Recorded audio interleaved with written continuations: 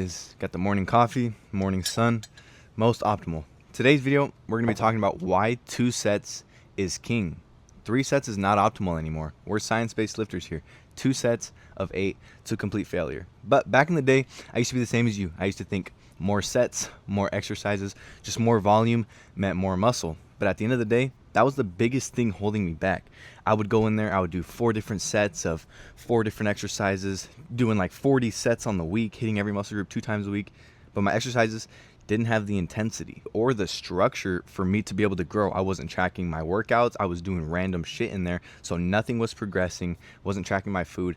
Everything was just out the window and I was just going in there and wasting time. The moment that it really hit me that this is an issue, I'm not progressing, is when I was probably about 17 years old and I was 190 pounds. I would go in there and do 2 plates bench, probably 2 times a week, every Tuesday and Thursday, or Friday, yeah. Tuesdays and Fridays, I would go in there and it'd be my push day. I remember back when I was 17 and I was 190 pounds, I felt like I had just hit the biggest plateau. I wasn't tracking my workouts, I wasn't tracking my meals. I would literally go in there and just do like the same thing every time and do the same weight every single time. I remember I was benching 2 times a week and I would go in there, put on 2 plates, do it for 3 sets of 10 to 15 reps and just never progress it. And I was never progressing any of my lifts. And I was like, what is going wrong? And then the first thing that I changed was I went to 2 sets. To failure. I started realizing I'm not training hard enough and I'm doing way too much. When I took a step back and realized I'm sore the next day I'm hitting push, I'm sore the next day I'm hitting back, I continually was just sore every single week. My body was never fully recovered. I was always in a constant sore state. And I realized I might be doing too much, right? So I cut it back to 2 sets and I started tracking my workouts.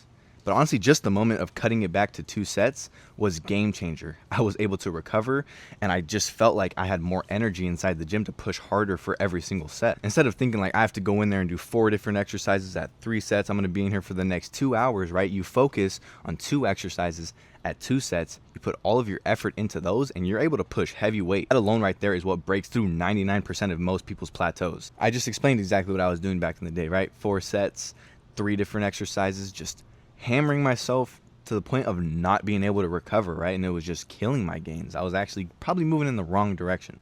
And cutting that volume in half allowed me to push way harder on all of my workouts. So I'm going in there and those 10 sets that I'm doing every single week, I am giving them everything I have. No half-ass sets, because if you're doing half-ass sets, those are wasted sets. So basically, once I set out that I was going to do the optimal 8 to 10 sets per muscle group per week, I built out my program around that and I did repeating weeks.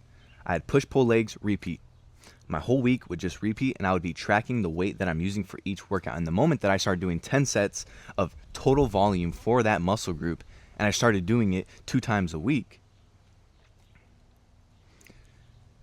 and I started tracking my weight and I started repeating the workouts and watching the weight that I'm using for each exercise go up, I'm like, I am putting on muscle. And then when you're tracking your calories and your weight is going down, right, that's how you build muscle and lose fat. But just the biggest piece is honestly just going down in volume. Most people just do way too much volume. If you're going in there and you're not training with intensity, there's no point of even going to the gym at the end of the day. All right, so if we kind of just summarize what I changed it to 10 sets per muscle group per week, the optimal range, 8 to 10, right? Sometimes I'll throw in a 3rd set occasionally just to bump up my total week volume, but that's just up to you and how you're feeling. If you're feeling like you have a weak point, you kind of just adjust, right? But most people are doing 20, 25 sets per muscle group per week, which is just way too much. Cut back the volume, watch your strength change. Track your workouts, watch your strength change in real time. And that right there is the biggest thing that allowed me to transform my physique. Changing that, watching my strength go up week after week is one, motivational, right? But you are just breaking through plateaus at a way faster rate than you used to be.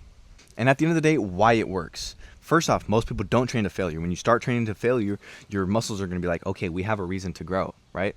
If you're not trained to failure, you like what I used to do. I'd do 2 sets or 3 sets of 8 to 12 reps on incline or flat bench, right? I kept doing that week after week after week, and my muscles didn't have a reason to grow. They're like, okay, yeah, we can do 3 sets of 2 plates for 8 to 12 reps. We're good. We don't need to get any stronger. That's why you got to go up in weight. I should have gone to 2 plates 10 and tried to do 5 reps and then try to work that up to 8 reps and then gone up in weight, right? It's just about progression and actually having the weight that you use in an app right in front of you. So you're like, no guessing. You go straight into that and no wasted time. I would go in there and just pick random workouts, do random amount of reps. Honestly, I wouldn't even count my reps sometimes. I would just go in there, just do whatever till it felt good. And that's how you waste years and years of your time, honestly. The moment that you start dialing things in and you start tracking things and having real data, you're no longer guessing because it's predictable results. But the biggest thing that I changed was I got a set workout split. I was starting to do 16 to 12 week programs. And at the end of the day, I'm not saying that 8 to 10 sets per muscle group per week is like what you have to do. I would say give it a try. And if you're able to recover and you feel good, maybe try 11, maybe try 12 sets. Just slowly push it up to the point where you feel like you're not able to fully recover before that next day, before you hit that same muscle group.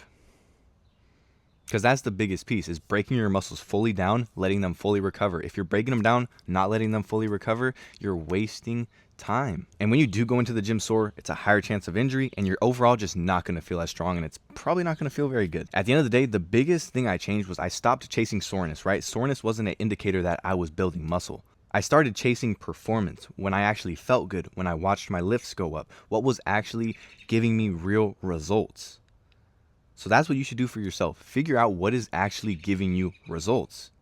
Is it 12 sets? Is it 15 sets? What is going to work for you so that you can get to where you want to go? So now I'm just going to come on here and just straight yap about what I did growing up to get to where I'm at today. So I started working out at a young age, probably around 7th grade, because my dad was a football coach and he wanted me to play football, right? I played football in middle school. So I had a couple of my friends. We would literally walk down the road because that's where the high school was. We would go walk down the road after school, get a workout in. But at the end of the day, I honestly barely even remember that. I was going in there doing whatever the football players told me to do, just following along, right? Did that 7th grade, 8th grade. But then 8th grade year, towards the end, broke my leg. Had to get surgery. I'm out for freaking the next 8 months, right? 9 months. Terrible. But I did put on decent size from that 7th to 9th grade. I was a pretty big younger kid. Then I broke my leg. 9 months off, right? Terrible. Had to get surgery. Coming back from that is honestly like, it's still to this day, I have metal just screws all in my leg. It sucks, right? But people deal with adversity. You got to be able to break past it. But break the leg, come back freaking 20 pounds smaller, right? Not able to work out. Try to play football, very undersized, very slow, not good. And then I end up hurting my foot again. I have to get a screw removed because it's bugging me the whole year. But it is what it is. We get it dealt with. Finally, I'm able to start rebuilding. I'm healthy. I'm working out. I go into my sophomore year just a little bit undersized, but still not bad. Go in there. Literally like the first game of the year, I'm running back, I run out, I catch a side ball, I get tackled straight onto my collarbone. I still have a huge bump right here. Snapped it. This was worse because when you try to come back from it, when you try to become healthy and you're benching, it's just like feels like it's just like coming out of your body. Straight pain. Really hard to come back from. But I finally came back from it, right? Lost a lot of size again. Come back, I'm working my ass off, and I go snowboarding. Tell me why. I'm out here like Superman, freaking first time snowboarding, going down the hill.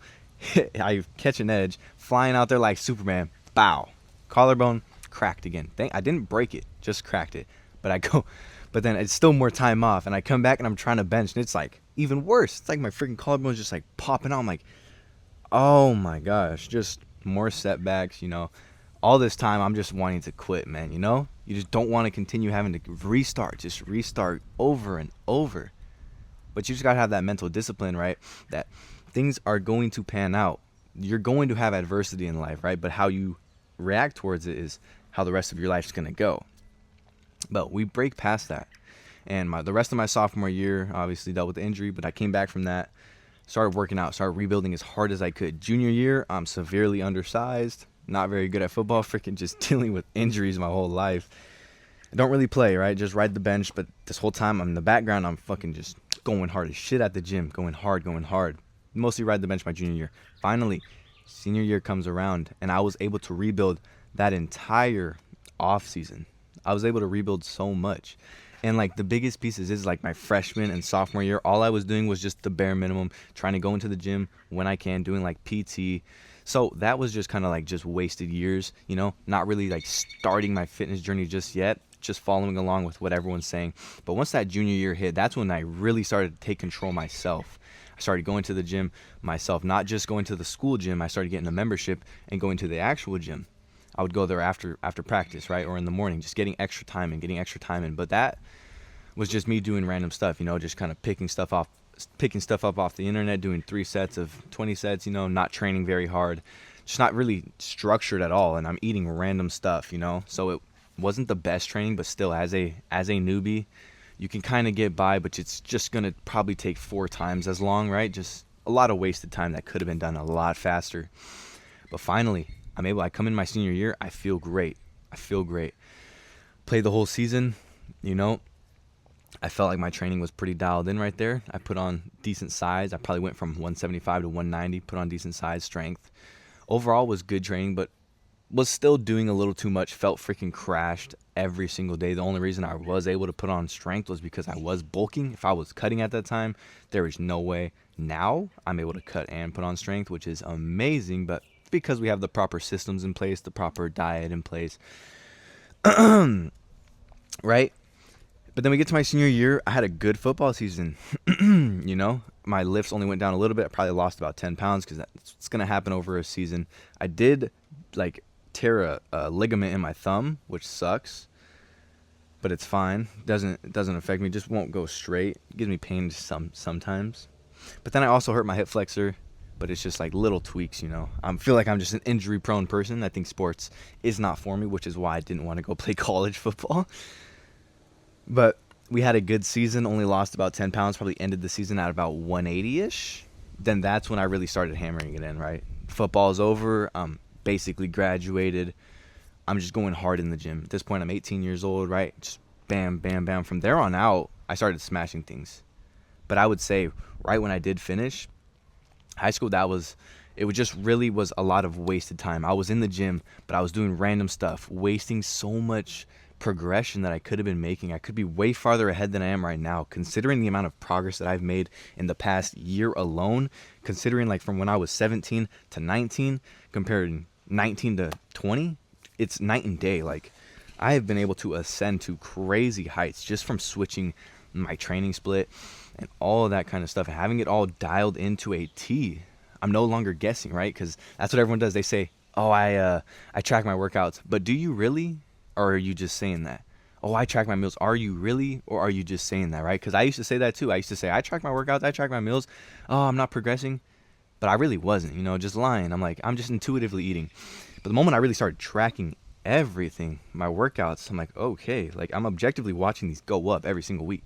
I'm looking at my macros and I'm looking at my body weight.